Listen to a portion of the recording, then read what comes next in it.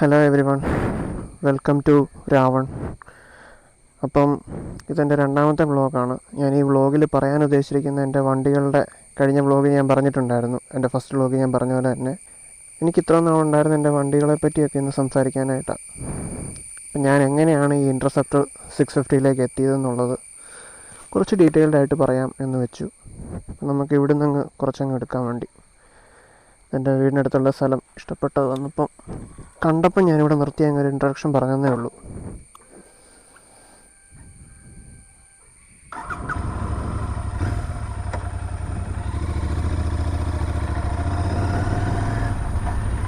അപ്പം നമ്മൾ പറഞ്ഞ പോലെ തന്നെ ഞാൻ ഈ യൂട്യൂബ് ചാനലിൽ വ്ളോഗിങ് അങ്ങോട്ട് സ്റ്റാർട്ട് ചെയ്യുക.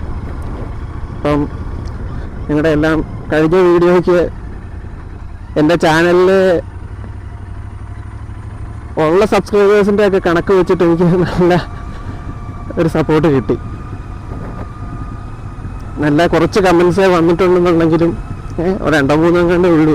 അപ്പോൾ ഉള്ളത് എനിക്ക് ഭയങ്കര ഒരു 18 ലൈക്കും ഉണ്ട്. ആ 18 പേരുടെ ലൈക്കും എനിക്ക് ഒരു 18K ലൈക്ക് പോലെ ഫീൽ ചെയ്തു. ഫസ്റ്റ് വ്ളോഗല്ലേ. നമുക്ക് നമ്മുടെ സബ്ജക്റ്റിലേക്ക് വരാം. എൻ്റെ വണ്ടികളുടെ ജേർണി പറഞ്ഞ പോലെ തന്നെ 10 കൊല്ലത്തിനുള്ളിൽ എൻ്റെ മൂന്നാമത്തെ വണ്ടിയാണ്. എൻ്റെ ആദ്യത്തെ വണ്ടി എന്ന് പറഞ്ഞാൽ ക്ലാസിക് 350 ആണ്. ക്ലാസിക് 350 VS3 മോഡലാണ്. അതിൻ്റെ റിലയബിലിറ്റി ഞാൻ പറയാതെ തന്നെ നിങ്ങൾക്കറിയാമല്ലോ. പക്ഷെ എനിക്ക് ആ വണ്ടി ഭയങ്കര ഇഷ്ടമാണ്. എൻ്റെ ആദ്യത്തെ വണ്ടി എന്നുള്ള രീതിക്ക് എനിക്ക് ആ വണ്ടി ഭയങ്കര ഇഷ്ടമായിരുന്നു. പക്ഷെ എനിക്ക് എപ്പോഴും ഒരു അപ്ഗ്രേഡ് ഭയങ്കരമായിട്ട് താല്പര്യപ്പെടുന്നുണ്ടായിരുന്നു. എനിക്ക് ആ സമയം ഫസ്റ്റ് എനിക്ക് പോസ്റ്റിംഗ് കിട്ടിയത് മലപ്പുറത്തേക്കാണ്. മലപ്പുറം പോസ്റ്റിംഗ് കിട്ടിയപ്പോൾ തന്നെ നിങ്ങൾക്കറിയാമായിരിക്കും, ആ വണ്ടി കൊണ്ട് മലപ്പുറം വരെ പോവാന്ന് പറയുന്നത് ഇച്ചിരി ടാസ്ക് ആയിരുന്നു. എനിക്കറിയത്തില്ലായിരുന്നു. ഞാൻ അത്രയും കാലം വലിയ ലോങ് ഒന്നും പോയിട്ടില്ല. ജസ്റ്റ് ഇവിടുന്ന് വാഗമൺ വരെ 40 കിലോമീറ്ററിൻ്റെ റൈഡേ ഉള്ളൂ. അത്രയൊക്കെ ഞാൻ ഓടിച്ചിട്ടുണ്ടായിരുന്നുള്ളൂ. അപ്പോൾ ഞാൻ ആദ്യമായിട്ടൊരു ലോങ് പോകുന്നതെന്ന് പറഞ്ഞാൽ അത് ഈ പറഞ്ഞ പോലെ കോട്ടയത്തുനിന്ന് മലപ്പുറത്തേക്കാണ്. സാരമില്ല, പയ്യെ എടുത്താൽ മതി. കോട്ടയത്തുനിന്ന് മലപ്പുറം പോയപ്പോഴത്തേക്കും എനിക്ക് മനസ്സിലായി ഈ വണ്ടി കൊണ്ട് എൻ്റെ റൈഡ്സ് ഒന്നും നടക്കാൻ പോകുന്നില്ല. കാരണം ഞാൻ ഇവിടുന്ന് ഒരു രാവിലെ 10 മണി, സമയം തന്നെ മോശമായിരുന്നു ഇറങ്ങിയത്. 10 മണിക്ക് പോയിട്ട് ഞാൻ അവിടെ വൈകുന്നേരം 4 മണിയായിട്ട് എത്തിയത്. 4 മണിയല്ല, ഞാൻ 6 മണിയായി അവിടെ എത്തിയപ്പോൾ.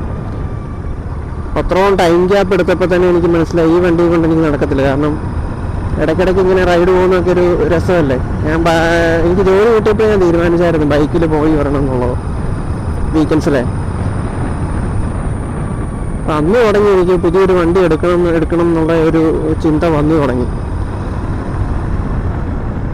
അപ്പം അങ്ങനെ ഞാൻ കുറേ സെർച്ച് ചെയ്ത് ലാസ്റ്റ് ഞാൻ ഡൊമിനാറിൽ എത്തിച്ചേർന്നു. നമ്മുടെ ക്ലാസിക്കിനിട്ടും ബുള്ളറ്റിനും ഒക്കെ പണിയെടുക്കാനായിട്ട് ഇറക്കിയ വണ്ടിയിലേക്ക് തന്നെ ഞാൻ എത്തി. ഡൊമിനാർ UG വേർഷൻ എടുത്തു. UG വേർഷൻ എന്ന് പറഞ്ഞാൽ അത്യാവശ്യം നല്ല വണ്ടിയായിരുന്നു. ഞാൻ അതുകൊണ്ട് പോയി തുടങ്ങിയപ്പം എക്സാജറേറ്റ് ചെയ്ത് പറയാമെന്ന് പറയുന്നത് 3-4 മണിക്കൂർ കൊണ്ടൊക്കെ ഞാൻ മലപ്പുറം എത്താൻ തുടങ്ങി. അത് കോവിഡിൻ്റെ ടൈമുമായിരുന്നു. അപ്പോൾ വഴിയിലൊന്നും അത്രയും തിരക്കൊന്നുമില്ല. അങ്ങനെ ഞാൻ ആ 3-3.25 മണിക്കൂർ കൊണ്ടൊക്കെ എത്താൻ എനിക്ക് ആ വണ്ടി ഭയങ്കരമായിട്ട് ഇഷ്ടപ്പെട്ടു കേട്ടോ. പിന്നെ എനിക്ക് ആകെപ്പാടെ ഒരു ഇതെന്ന് പറഞ്ഞാൽ എനിക്ക് ഈ ക്ലാസിക് ലുക്കിംഗ് ബൈക്സിനോടാണ് താല്പര്യം കൂടുതൽ. അപ്പം അതുകൊണ്ട് ഞാൻ വണ്ടി എത്ര നാൾ ഉപയോഗിക്കുമെന്നൊന്നും എനിക്കറിയത്തില്ലായിരുന്നു. പക്ഷേ എനിക്ക് ആ സമയത്ത് എൻ്റെ ആ ഒരു പർപ്പസ് അത് മീറ്റ് ചെയ്തു കേട്ടോ. മഴ തുടങ്ങി, കറക്റ്റ് ടൈമാണ്. വ്ളോഗൊക്കെ സ്റ്റാർട്ട് ചെയ്തപ്പോഴേ മഴയും തുടങ്ങി. അങ്ങനെ ഡൊമിനാർ ഞാൻ 2019 ഇത് ക്ലാസിക് ഞാൻ ഏകദേശം ഒരു പറഞ്ഞ പോലെ തന്നെ ഒരു 3 വർഷം ഉപയോഗിച്ചു. ക്ലാസിക് 3 വർഷം ഉപയോഗിച്ചിട്ട് ഞാൻ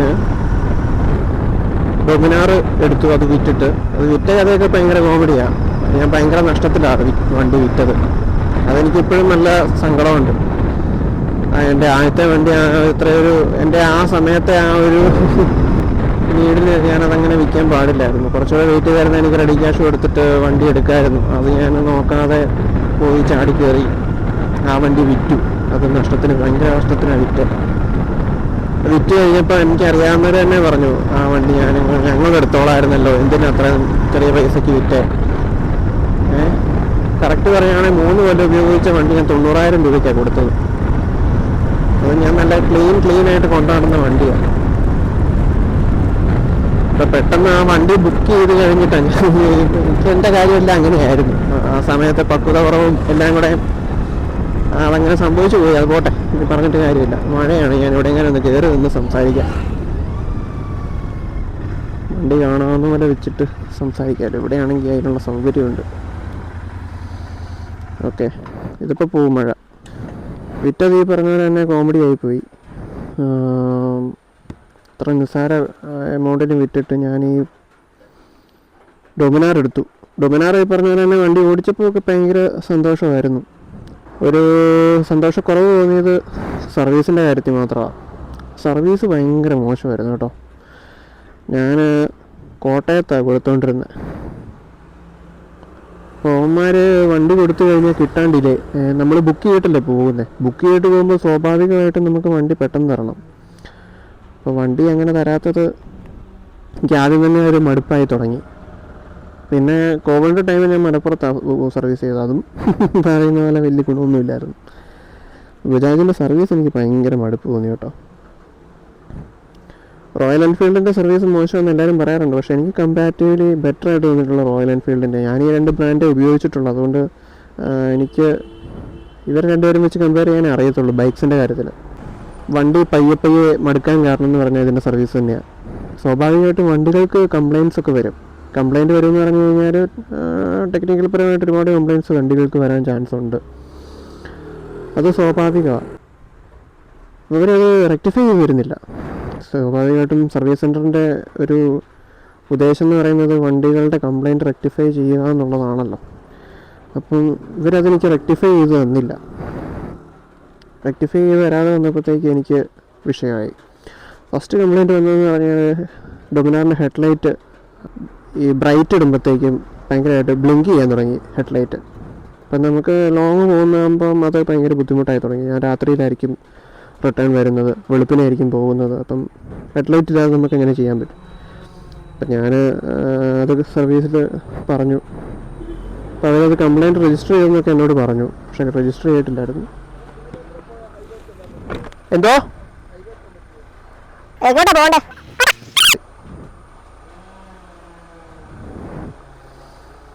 ഒരാൾക്ക് വഴി പറഞ്ഞു കൊടുത്തപ്പോൾ എന്തൊരു സമാധാനം. കംപ്ലയിൻ്റ് ഒക്കെ രജിസ്റ്റർ ചെയ്ത് കഴിഞ്ഞ് ഇവർ കംപ്ലയിൻറ്റ് രജിസ്റ്റർ ചെയ്തെന്നൊക്കെ എന്നോട് പറഞ്ഞു. 2 മാസം കഴിഞ്ഞിട്ട് ഇവരിത് റെക്ടിഫൈ ചെയ്ത് തരുന്നില്ല. എന്നെ വിളിക്കുമെന്നാണ് പറഞ്ഞത്. അപ്പോൾ ഞാൻ അതിൻ്റെ ഇടയ്ക്ക് 2 തവണ വിളിച്ചപ്പോഴും വരുന്നുണ്ടെന്നൊക്കെ പറഞ്ഞു. പക്ഷേ വന്നില്ല. വരാതെ വന്നപ്പോഴത്തേക്ക് എനിക്ക് നല്ല സങ്കടവും ദേഷ്യമൊക്കെ വന്നു.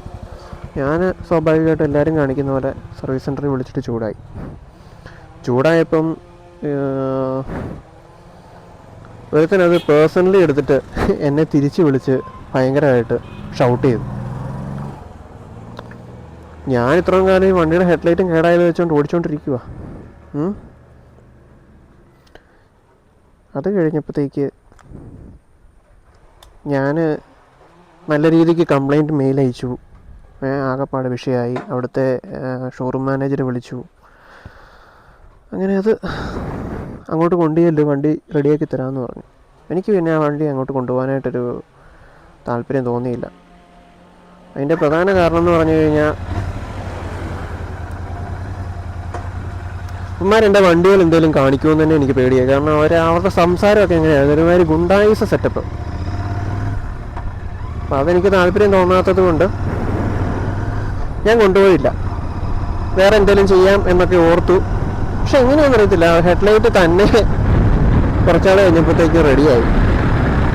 ഇടയ്ക്ക് എന്തോ ഇങ്ങനെ കാണിക്കുന്നുണ്ടായിരുന്നു, പക്ഷേ പിന്നെ അത് തന്നെ ശരിയായി. അതെങ്ങനെയാണെന്ന് എനിക്കറിയത്തില്ല. അപ്പം ഞാൻ പിന്നെ എനിക്ക് വണ്ടി അങ്ങോട്ട് പക്ക സർവീസ് ചെയ്യാനായിട്ടുള്ള ഒരു സെറ്റപ്പ് ഒന്നും ഇല്ലാത്തത് കൊണ്ട് എനിക്കതങ്ങ് മടുപ്പായി തുടങ്ങി. മാനസികമായിട്ടും ബജാജിനോടുള്ള ഒരു വെറുപ്പും ഒക്കെ വരുമല്ലോ. അങ്ങനെ ഞാൻ ആ വണ്ടി കൊടുക്കാം എന്ന് വിചാരിച്ചു. സ്വാഭാവികമായിട്ടും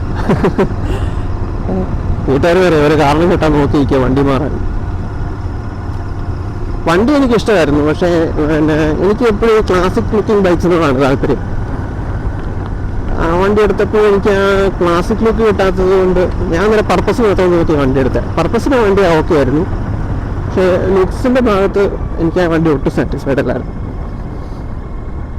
അങ്ങനെ ഞാൻ ആ വണ്ടി കൊടുക്കാം എന്ന് വിചാരിച്ചു. അങ്ങനെ ഞാൻ OLX ഇട്ട് അത് അത്യാവശ്യം നല്ല റേറ്റിന് പോയി കേട്ടോ. അപ്പം തന്നെ ഞാൻ ഇൻ്റർസെപ്റ്റ് ബുക്ക് ചെയ്തു. അത്ര നാൾ എനിക്ക് ഈ ട്രയംഫിൻ്റെ വണ്ടികളോടൊക്കെ ഭയങ്കര താല്പര്യമാണ്.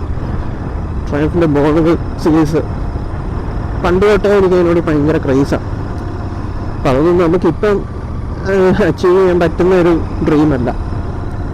പിന്നെ അതിനോടൊരു ക്ലോസ് ആയിട്ട് നിൽക്കുന്ന വണ്ടിയാണ് ഈ ഇൻ്റർസെപ്റ്റർ. അത് അത്ര ക്വാളിറ്റി ഒന്നും ഉണ്ടാവില്ലെങ്കിലും ലുക്കിൻ്റെ കാര്യത്തിൽ വണ്ടി അടിപൊളിയാണ്. എനിക്ക് ഭയങ്കര ഇഷ്ടമായി വണ്ടി. അപ്പം ഇനി തന്നെ ആയാലും കുറച്ച് നാളത്തേക്ക് വേറെ വണ്ടിയൊന്നും നോക്കുന്നില്ല, ഇത് തന്നെ അങ്ങ് എടുത്തേക്കാം എന്ന് വെച്ചുകൊണ്ട് ഞാൻ ഈ വണ്ടി അങ്ങ് ബുക്ക് ചെയ്തു. കോൺകോഡ് റൈഡ്സിലാണ് സർവീസ് ചെയ്യുന്നത്.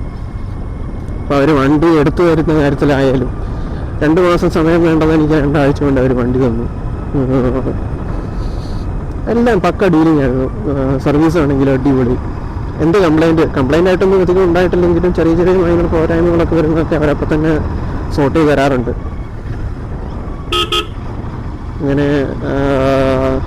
അങ്ങനെയാണ് ഞാൻ ഈ വണ്ടിയിലേക്ക് എത്തിയത്. വണ്ടി 2023 എടുത്തതാണ്. 2023 ലാസ്റ്റ് നവംബർ ആദ്യം. അപ്പം അന്ന് തൊട്ട് എൻ്റെ കയ്യിൽ ഈ വണ്ടിയുണ്ട്. നല്ല വണ്ടിയാണ്, ഒരു കുഴപ്പവും തോന്നിയിട്ടില്ല. പിന്നെ ചെറിയ ചെറിയ ക്വാളിറ്റി ഇഷ്യൂസൊക്കെ ഉണ്ട്. അത് റോയൽ എൻഫീൽഡ് വണ്ടി ആദ്യം ഇറങ്ങിയ സമയത്ത് വെച്ച് നോക്കുമ്പോൾ ഇപ്പോൾ ഒത്തിരി ഇമ്പ്രൂവ് ആയിട്ടുണ്ട്. എൻജിൻ സൈഡ് നോക്കുകയാണെങ്കിൽ ഒരു വിഷയമില്ല. ഈ 650cc ഈ ഒരു കാറ്റഗറിയിൽ ഈ വണ്ടി അടിപൊളിയാണ്. ബാക്കി 650cc വെച്ച് നോക്കുമ്പോൾ അത്രയും പവറൊന്നും ഉണ്ടാവില്ല. പിന്നെ പവർ കുറവാണെന്ന് പറഞ്ഞാൽ അന്യായ പവറും ഉണ്ട്, അന്യായ ടോർക്കും ഉണ്ട്. നമ്മളിപ്പം ജസ്റ്റ് ഇവിടെ കൈ കൊടുക്കാൻ പറ്റത്തില്ല, എന്നാലും ഞാൻ ജസ്റ്റ് ഒന്ന് കാണിക്കാം. കണ്ടോ ആ ഒരു പുള്ള്, നമുക്ക് അത്രയൊക്കെ മതി. ഈ റോഡിന് അത്രയൊക്കെ മതി. നമ്മളെ കംപ്ലീറ്റ്ലി സാറ്റിസ്ഫൈ ചെയ്യാനുള്ള എല്ലാ പരിപാടിയും ഉണ്ടാക്കും. ഇതെടുത്തപ്പോൾ ഞാൻ പിന്നെ കോട്ടയത്തായതുകൊണ്ട് എനിക്ക് അധികം ലോങ് ഒന്നും പോകാൻ പറ്റിയിട്ടില്ല. ചെറിയ ചെറിയ റൈഡ്സൊക്കെ അടിച്ചിട്ടുണ്ടെന്നല്ലാതെ ഞാനങ്ങനെ ലോങ് ഒന്നും പോയിട്ടില്ല. ലോങ് പോകണം.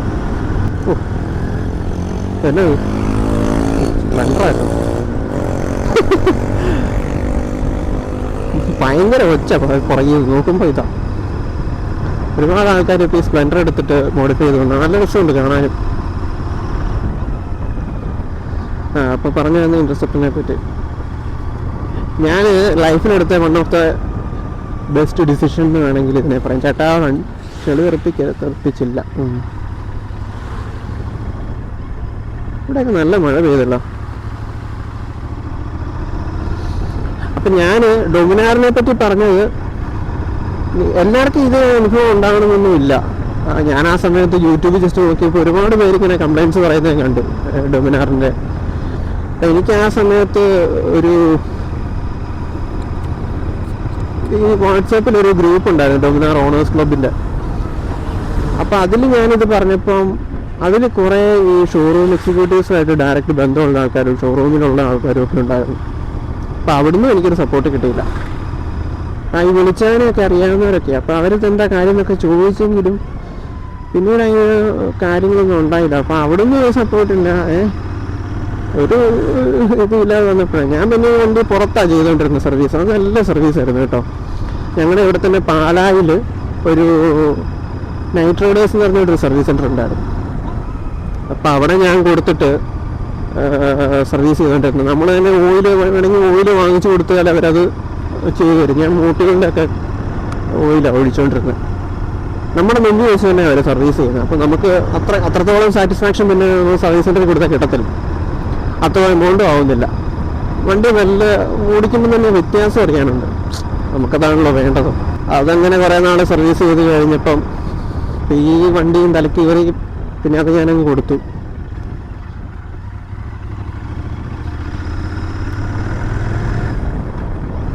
ഇപ്പോൾ ബജാജിനോട് എനിക്ക് പറയാനുള്ളതെന്ന് പറഞ്ഞാൽ ബജാജിൻ്റെ വണ്ടികളെല്ലാം ഓക്കെയാണ്. ക്വാളിറ്റി വൈസ് നോക്കുമ്പോൾ റോയൽ എൻഫീൽഡ് ബജാജിനേക്കാൾ ഒത്തിരി ഇമ്പ്രൂവ്ഡ് ആയിട്ടുണ്ട്, അതാണ് ഫാക്ട്. ഒരു 6-7 കൊല്ലം മുന്നേ അതല്ലായിരുന്നു, പക്ഷെ ഇപ്പോൾ റോയൽ എൻഫീൽഡ് അവരെക്കാളും ഒരുപാട് മുമ്പിലാണ്. ബജാജിൻ്റെ സർവീസിനേക്കാളും ക്വാളിറ്റിനേക്കാളും ഒക്കെ മുമ്പിലാണ്. ഇപ്പോൾ കൂടുതൽ വണ്ടികൾ ഇറങ്ങുന്നതിന് വലിയ അത്ഭുതമൊന്നും തോന്നാനില്ല, കാരണം വണ്ടി കാണാനും അടിപൊളിയാണ്, അത്യാവശ്യം നല്ല സർവീസും ഉണ്ട്, എല്ലായിടത്തും സർവീസ് സെൻ്ററും ഉണ്ട്. ഇപ്പോൾ ഈ കോട്ടയത്ത് ബജാജിൻ്റെ സർവീസ് എന്ന് പറഞ്ഞൊരു മൊണോപ്പോളി പോലെയാണ്, അവന്മാരേ ഉള്ളൂ. പിന്നെ അതിൽ തൊടുപുഴയ്ക്ക് പോകണം. റോയൽ എൻഫീൽഡിൻ്റെ കാര്യത്തിൽ അവിടെ ഇവിടെ എല്ലാം ഉണ്ട്. അപ്പം അത് റോയൽ എൻഫീൽഡ് ഓണേഴ്സിനെ സംബന്ധിച്ച് അതൊരു പ്ലസ് പോയിൻ്റാണ്. ഞാൻ ഈ പയ്യെ പോകുന്നതെന്ന് പറഞ്ഞാൽ എനിക്ക് ഇങ്ങനത്തെ ഈ ഒരു സ്പീഡിൽ പോകാനാട്ടോ ഇഷ്ടം. ഇത് ഇഷ്ടപ്പെടാത്ത ആൾക്കാരുണ്ടാകും. ഞാനിങ്ങനെ അതായത് ഞാനിപ്പം കുറച്ചുകൂടെ ഓടി പോകണമെന്നുണ്ടെങ്കിൽ ഞാൻ ഈ സ്പീഡിൽ പോയാലേ പറ്റത്തുള്ളൂ. എനിക്ക് ഹൈവേയിൽ നിന്ന് കയറി ഒളിപ്പിച്ച് ഓടിച്ചു കഴിഞ്ഞാൽ എനിക്ക് വ്ലോഗ് എടുക്കാൻ പറ്റത്തില്ല. അതിന് എൻ്റെ പുതിയ മൈക്ക് വന്നാലേ പറ്റത്തുള്ളൂ, അത് ഞാൻ ഉടനെ ഇറക്കും. അപ്പം അതുവരെ ഞാനിങ്ങനെ ആയിരിക്കും ഓടിക്കുന്നത്. ദയവേത് നിങ്ങളത് സഹിച്ചേ പറ്റത്തുള്ളൂ. ഇതുകൂട്ട് പോക്കറ്റ് റോഡ്സൊക്കെ ആകുമ്പോഴത്തേക്ക് എനിക്ക് ഈ ഒരു സ്പീഡിൽ പോയാൽ മതി, അതായിരിക്കും സേഫും. പിന്നെ ഇത് ഇഷ്ടപ്പെടുന്ന ഒരുപാട് ആൾക്കാരുണ്ടെന്നറിയാം, ഈ ഒരു വ്യൂവും ഈ ഒരു സ്പീഡും. എല്ലാവർക്കും പറന്നു പോകുന്ന വീഡിയോസ് ഇഷ്ടമാണെന്ന് തോന്നി ഞാൻ ഒത്തിരി യൂട്യൂബ് വീഡിയോസ് കാണാറുണ്ട് ഇതുപോലെ സ്ലോലി പോയി വ്ലോഗ് ചെയ്യുന്നത്. അശുംബ ഓടി. അപ്പം പറയാനുള്ള ഇത്രയേ ഉള്ളൂ. ഇതൊക്കെയാണ് എൻ്റെ വണ്ടികളുടെ വിശേഷം എന്ന് പറയുന്നത്. ഞാൻ ഇനിയും വണ്ടി എടുക്കാതിരിക്കുകയൊന്നുമില്ല. എൻ്റെ അടുത്ത വണ്ടി, എൻ്റെ ഡ്രീം വണ്ടി എന്ന് പറഞ്ഞാൽ ഇപ്പം നിലവിൽ ട്രയംഫിൻ്റെ ബോൺവിൽ ബോബറാണ്. അത് കുറേ നാളായി. ഇപ്പം എന്ന് പറയാനായിട്ട് ഞാൻ മിക്കവാറും എനിക്ക് പറ്റുവാണെങ്കിൽ ഞാൻ ആ വണ്ടി എടുക്കും. അത് അടുത്ത ഉടനെ എടുക്കുമെന്നല്ല പറഞ്ഞത്, എപ്പോഴെങ്കിലും ജീവിതത്തിൽ പറ്റിയാൽ ഞാൻ ആ വണ്ടി എടുക്കും. പുറകിൽ ആളെ കയറ്റാൻ പറ്റത്തില്ലെന്നേ ഉള്ളൂ, സിംഗിൾ സീറ്റാണ്. അതിന് സെക്കൻഡറി ആയിട്ട് ഒരു വണ്ടി വെച്ചാൽ പോരെ. നമുക്ക് ജീവിതമൊന്നുമേ ഉള്ളൂ, അതിൻ്റെ അകത്തുള്ള ഡ്രീമുകളൊക്കെ അച്ചീവ് ചെയ്യുക എന്ന് പറയുന്നത്. പിന്നെ നമുക്ക് പിന്നെ ജീവിക്കാൻ അവസരമൊന്നും കിട്ടത്തില്ല. അപ്പോൾ ഇതൊക്കെ തന്നെ എന്നെ വീഡിയോയ്ക്കകത്ത് പറയാനുള്ളത്. ഇപ്പം എല്ലാവരുടെയും കഴിഞ്ഞ വീഡിയോയ്ക്ക് നിന്ന് സപ്പോർട്ടിന് ഒരുപാട് നന്ദി. ഈ വീഡിയോയ്ക്ക് സപ്പോർട്ട് ചെയ്യണമെന്ന് ഞാൻ പറയുന്നു. അപ്പം നിങ്ങളുടെ സ്നേഹം ലൈക്സായിട്ടും കമൻ്റായിട്ടും ഷെയർസായിട്ടും ഒക്കെ എന്നെ അറിയിക്കുക. സജഷൻസൊക്കെ കമൻറ്റിൽ രേഖപ്പെടുത്തുക.